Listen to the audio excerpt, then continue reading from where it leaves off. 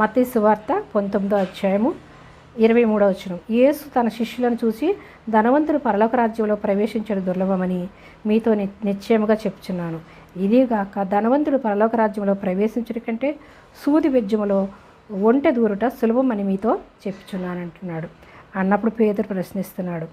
శిష్యులు ఆ మాట విని మిక్కిలి ఆశ్చర్యపడ్డారు. అలాగైతే ఎవరు రక్షణ పొందగలరని అడుగగా యేసు వారిని చూచి, ఇది మనుషులకు అసాధ్యమే కానీ దేవునికి సమస్తము కూడా సాధ్యము అంటాడు. అంటే పేతురు అంటున్నాడు, మరి ఎవరు పరలోక రాజ్యంలో ఉంటారు, ఎవరు రక్షింపబడతారు మరి అని అడుగుతాడు.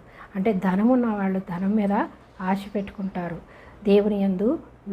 దేవుని దగ్గరికి రావడానికి, రక్షణ పొందుకోవడానికి వాళ్ళు చిన్న చూపుగా భావిస్తారు కాబట్టి అలాంటి వాళ్ళు సూది బెజ్జంలో